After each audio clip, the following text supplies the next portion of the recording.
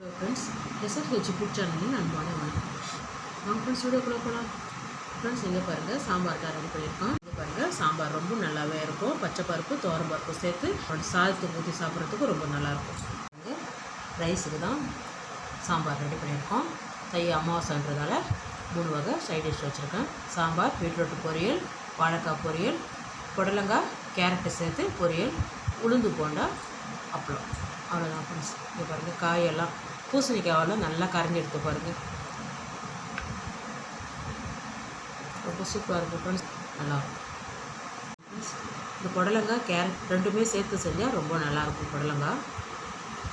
இங்கே பாருங்கள் சாம்பாருக்கு தான் காய் கட் பண்ணியிருக்கேன். பீன்ஸு, கேரட்டு, பூசணிக்காய், தக்காளி, சௌச்சௌ எல்லாமே தோல் நீக்கி வாஷ் பண்ணி கட் பண்ணி வச்சுருக்கேன்.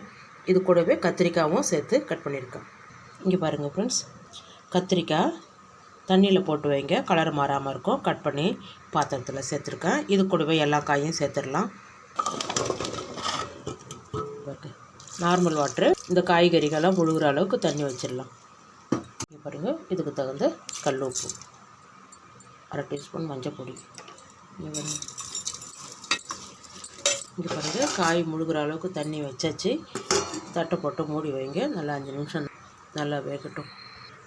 ஃப்ரெண்ட்ஸ், இங்கே பாருங்கள் முன்னாடியே துவரம் பருப்பு 50 கிராமு, பச்சை பருப்பு 100 கிராமு சேர்த்து வேக வச்சு எடுத்து வச்சுருக்கேன். பாருங்கள் நல்லா குழைய வெந்துருச்சு. நம்ம கடைய வேண்டாம். இந்த கரண்டியாலேயே ஒன்றும் பாதியமாக அப்படி கடைஞ்சி வச்சிடலாம்.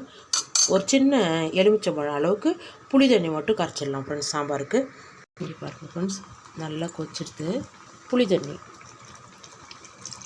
இங்கே பாருங்கள் குழம்பு மிளகாத்தூள் 2 டீஸ்பூன் சேர்த்துருக்கேன்.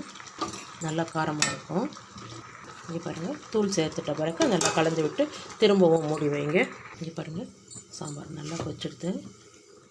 நம்ம கடைஞ்சி வச்சுருக்க துவரம் பருப்பு, பாசிப்பருப்பு அப்படியே எல்லாமே சேர்த்துருங்க. இந்த குக்கரில் கொஞ்சம் தண்ணி விட்டு கலந்து விட்டுடலாம்.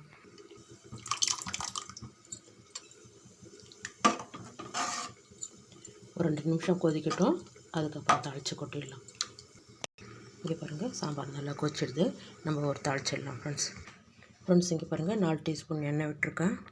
இங்கே பாருங்கள் 1/4 டீஸ்பூன் சோம்பு, 1/4 டீஸ்பூன் சீரகம், 1/2 டீஸ்பூன் கடுகு உளுத்த பருப்பு, கொஞ்சமாக வெந்தயம், கடலைப்பருப்பு, 1 வரமிளகாய்.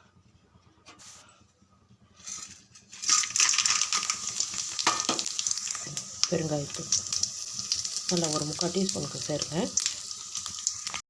இங்கே பாருங்கள் கொஞ்சம் கருவேப்பிலை,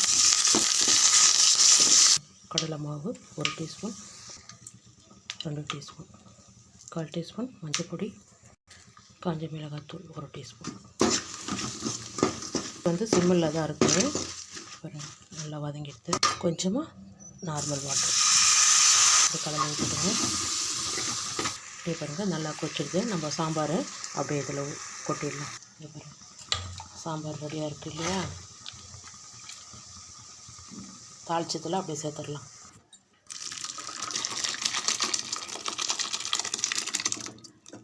ஃப்ரெண்ட்ஸ், இங்கே பாருங்கள் நல்லா கொச்சிடுது. ஸ்டவ் ஆஃப் பண்ணிவிடுங்க.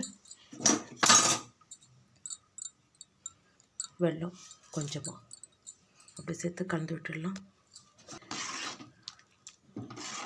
ஆறிடுத்துனா இன்னும் நல்லா திக்காகவே இருக்கும் சாம்பார். இங்கே பாருங்கள் சூப்பராக இருக்கும் சாப்பிட்றதுக்கு.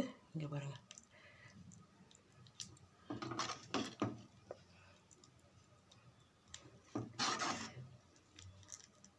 வாங்க ஃப்ரெண்ட்ஸ் சாப்பிட போகலாம். ஃப்ரெண்ட்ஸ், இங்கே பாருங்கள் புடலங்காய் கேரட்டு சேர்த்து பொரியல் பண்ணியிருக்கேன். வாழைக்காய் பொரியல். ஃப்ரெண்ட்ஸ், இங்கே பாருங்கள் பீட்ரூட் பொரியல் தான். இந்த தை அமாவாசைக்கு சாம்பார் சைட் டிஷ் மட்டும்தான் ஃப்ரெண்ட்ஸ். இங்கே பாருங்கள் ஃப்ரெண்ட்ஸ், இங்கே பாருங்கள் சூப்பரான சாம்பார் தான் ரெடி பண்ணியிருக்கேன். ரொம்பவே நல்லாயிருக்கும் ஃப்ரெண்ட்ஸ். இந்த வீடியோ பிடிச்சிருந்தா லைக் பண்ணுங்கள், ஷேர் பண்ணுங்கள், கமெண்ட் பண்ணுங்கள், சப்ஸ்கிரைப் பண்ணுங்கள். மறக்காமல் பக்கத்தில் இருக்கிற பெல் ஐக்கானை கிளிக் பண்ணுங்கள். Thank you friends.